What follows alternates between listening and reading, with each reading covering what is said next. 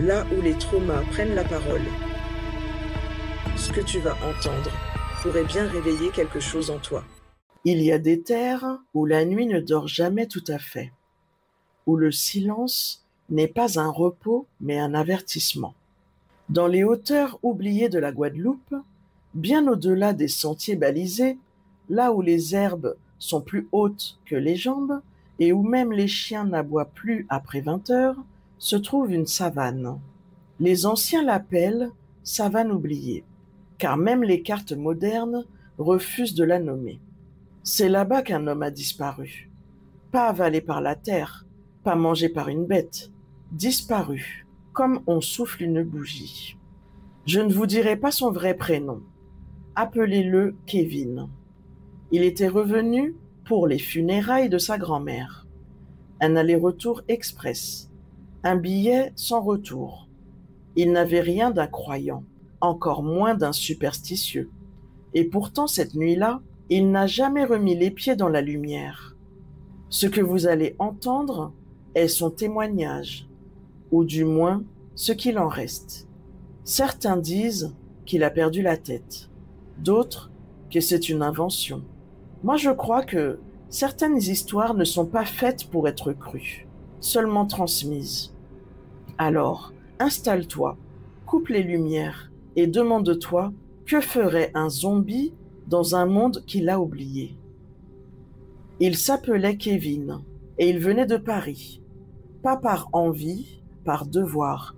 Quand sa mère l'avait appelé pour lui dire que Mémé Augustine était morte, il avait d'abord cherché une excuse.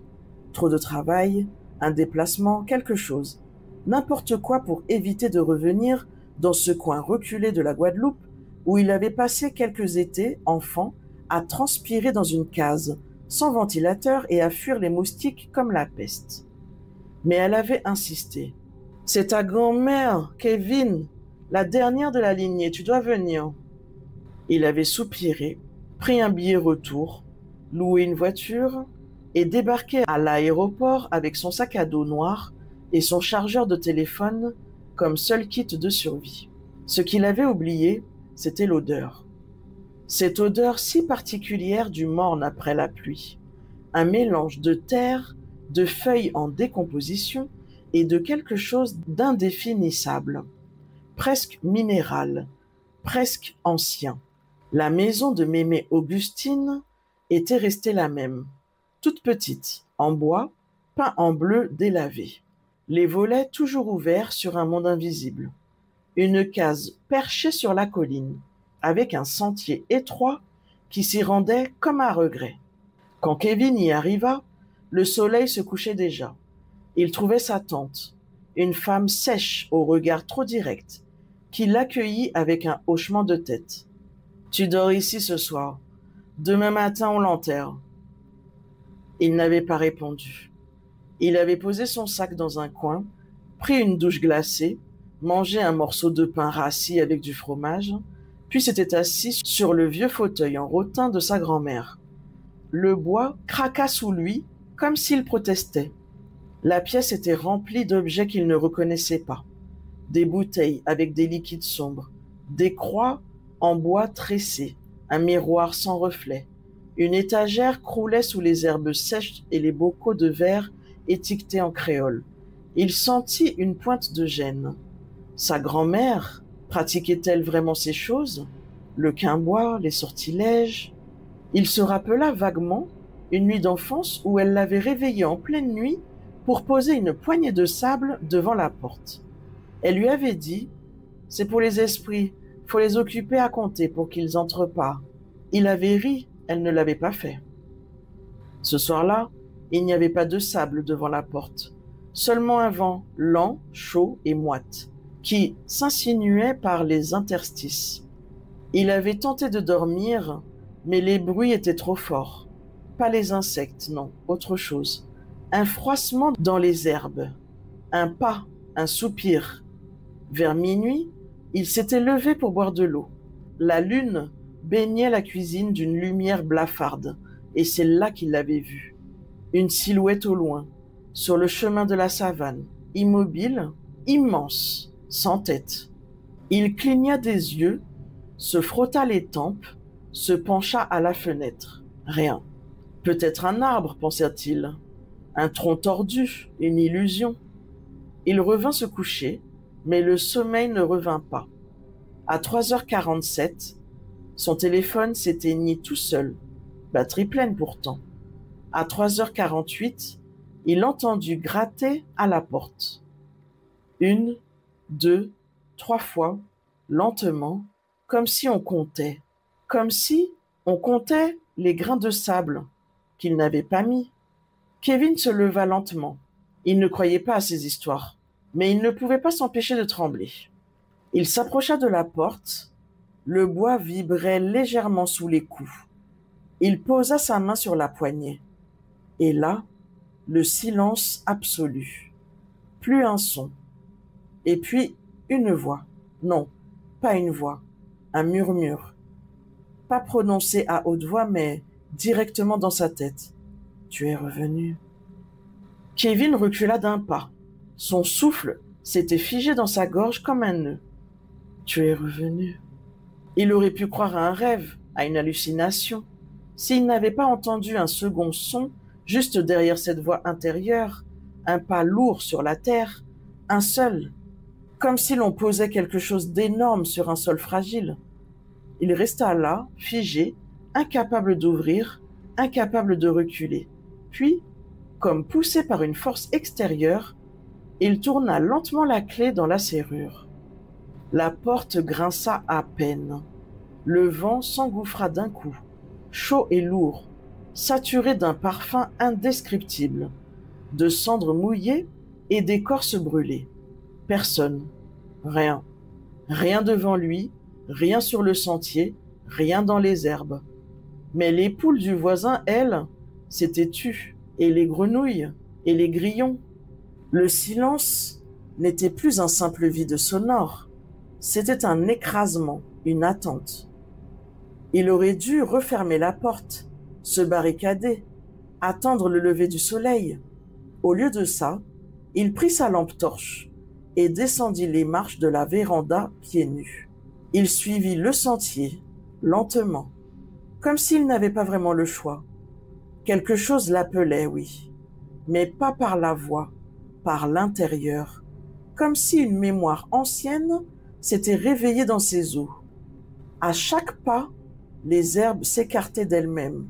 Il ne sentait plus la chaleur, ni l'humidité, ni les moustiques. Il ne sentait plus rien du tout en fait, comme s'il traversait un rêve, ou pire, un souvenir qui ne lui appartenait pas. Au détour d'un figuier maudit, il la vit, la silhouette. Immense, sombre, droit comme un arbre. Elle semblait flotter plutôt que marcher.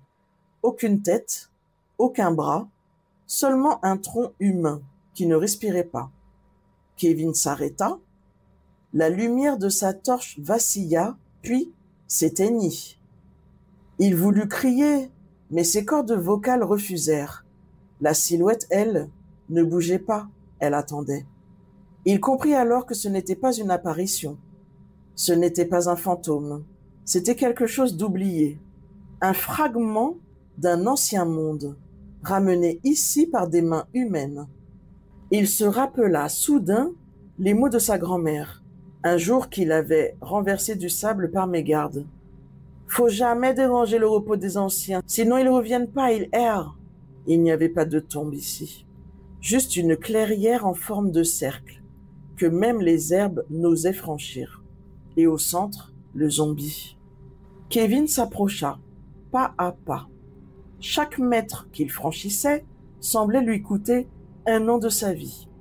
Ses souvenirs devenaient flous, sa respiration plus lente. Son cœur ralentissait comme si son corps s'adaptait à un autre rythme. Puis, il le vit de plus près. Le zombie n'avait pas de visage, pas même un torse net. Il semblait fait de terre, de branches, de tissu en lambeaux.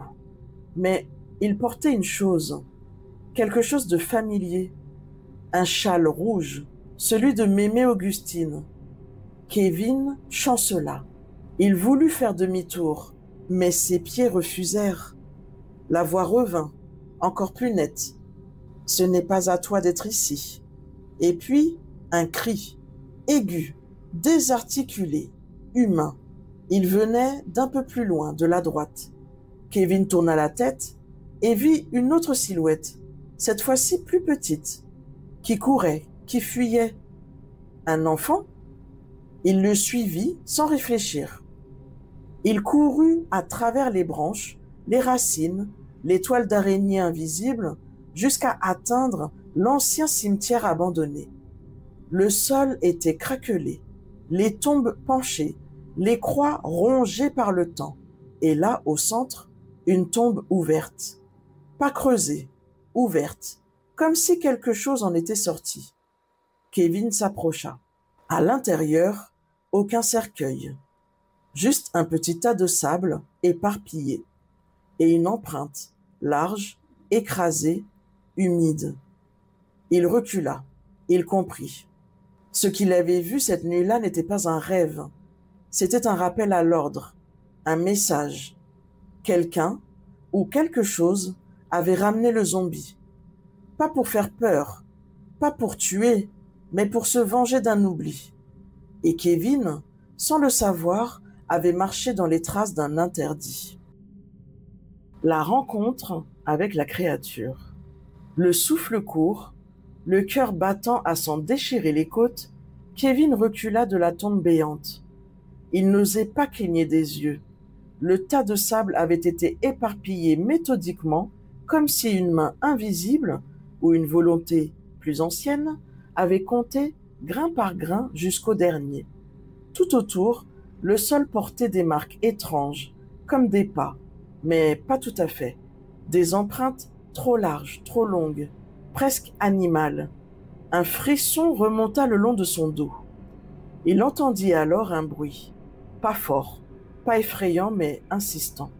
Le genre de son qu'on entend quand on est seul, quand plus rien ne filtre l'obscurité. Un son mou, régulier, un pas, puis un autre. Il tourna lentement la tête vers la droite et il le vit.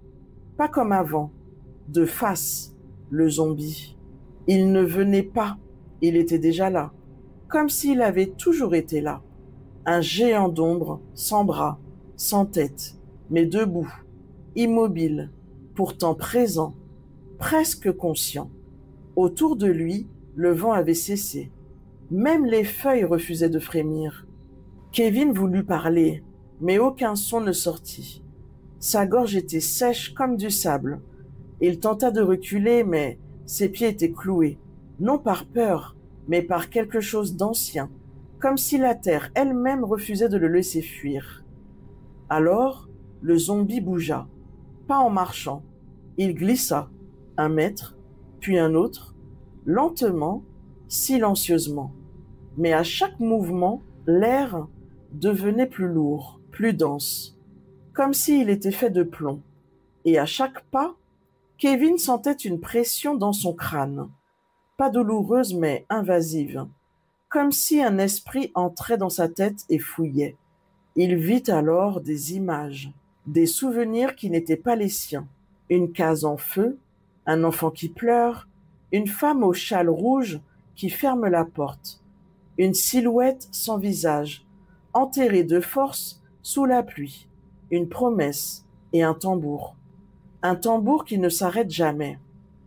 Il comprit alors, ce zombie n'était pas un monstre, c'était une mémoire vivante, une colère enterrée. Et lui, Kevin, n'était pas ici par hasard. La voix revint, non pas dans l'air, dans sa tête. Tu as du sang de l'oubli, mais aussi de l'appel. Il voulut hurler « Je ne comprends pas », mais il comprenait. Sa grand-mère, Mémé Augustine, ce n'était pas une simple vieille dame, c'était une gardienne, une passeuse d'âme, une de celles qui savaient, et son rôle, après sa mort, n'avait pas été repris. Quelqu'un devait veiller à ce que le sommeil des anciens reste intact. Et Kevin, malgré lui, en avait hérité. Mais il l'avait ignoré, ricané, méprisé.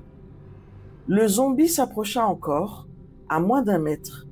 Il n'avait pas de tête, mais Kevin sentait un regard intérieur, un jugement. Et alors, la chose tendit ce qui aurait dû être un bras. Il n'y avait rien, juste de l'air. Mais Kevin sentit quelque chose s'enfoncer dans sa poitrine. Pas une blessure, un transfert. Il vit encore une scène. Une promesse faite devant une tombe. La voix d'un homme. « Je te ramènerai si le monde t'oublie. » Le pacte avait été scellé. Et maintenant que tous avaient oublié, le zombie était revenu. Mais pas pour hanter, pour réclamer. La terre doit se souvenir, sinon elle prend. Kevin comprit enfin. Ce n'était pas lui que la créature voulait. C'était sa voix, son témoignage. Le zombie glissa en arrière, lentement, et s'effaça dans les herbes. Le bruit de ses pas cessa d'un coup, comme s'il n'avait jamais été là. Et dans le silence revenu, le tambour. Loin, profond, lent. Un tambour invisible battait quelque part sous la terre. Kevin tomba à genoux. Il ne savait pas combien de temps il resta là. Peut-être 1 minute, peut-être jusqu'à l'aube. Mais quand il se releva, il n'était plus seul dans sa tête. Le témoignage. Je vais vous raconter juste une fois. Après, je ne répéterai plus. La voix de Kevin est calme, trop calme. Un ton lisse, sans émotion, sans agitation. Comme si chaque mot avait été répété, mémorisé, dicté. Il parle devant un micro. Il a allumé une petite lampe, posé son téléphone devant lui. C'est sa manière à lui d'exorciser, dit-il. Il n'a rien écrit, pas de notes, juste sa mémoire. Mais certains mots semblent lui venir de plus loin. C'était il y a 2 mois. J'étais retourné au pays pour l'enterrement de ma grand-mère.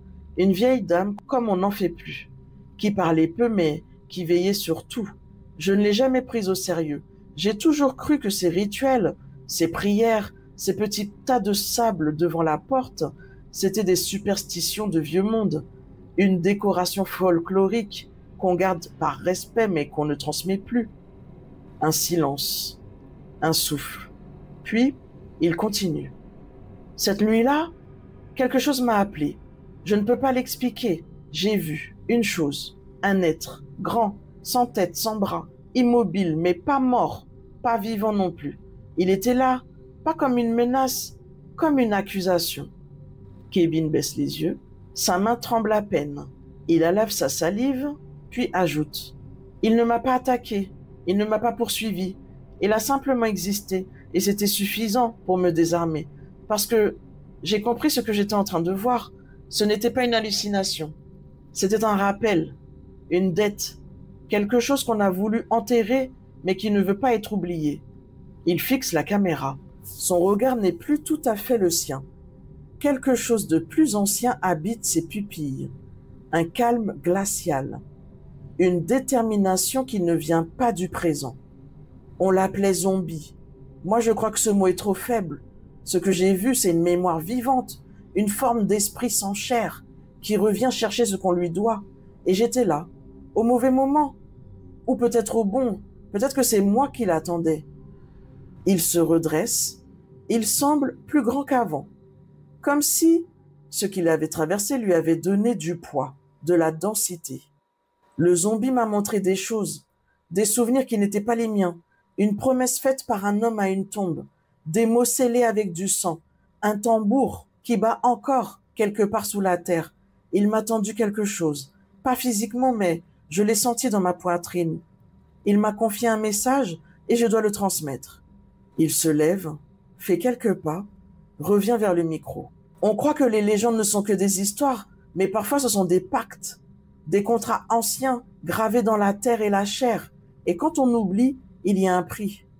Il sourit, mais ce sourire n'a rien d'humain. Il est trop figé, trop contrôlé. Depuis que je suis revenu, je ne dors plus vraiment. Pas la nuit en tout cas. Je sens encore la présence. Parfois je crois entendre les pas dans le couloir, mais ils ne viennent jamais vers moi parce que je l'ai vu et que j'ai compris. Il baisse la voix. Ce n'était pas un avertissement, c'était une passation. Long silence. Kevin ferme les yeux, Puis doucement, si tu m'écoutes, retiens juste ça. Certains noms ne doivent pas être prononcés en vain. Certains esprits ne veulent pas te faire peur, mais te forcer à te souvenir. Il s'approche du micro une dernière fois. Ce que j'ai vu cette nuit-là, je ne le raconterai plus. J'ai fait ma part. Il coupe l'enregistrement. L'écran devient noir. Mais dans les secondes de silence qui suivent, on entend un bruit sourd, répété, lent, comme un tambour lointain ou un pas. Certains silences résonnent plus fort que des cris. D'autres marchent encore parmi nous. Tu sais, parfois, je me demande ce qu'on est en train de perdre, à force de tout vouloir expliquer, à force de moquer, de rationaliser, de scroller sans écouter. On a oublié que certaines choses n'ont pas besoin d'être prouvées pour être vraies. Il suffit de les ressentir. Kevin, lui, n'a plus jamais reparlé. Après ce témoignage, il a supprimé son compte, coupé tous ses réseaux, disparu des écrans.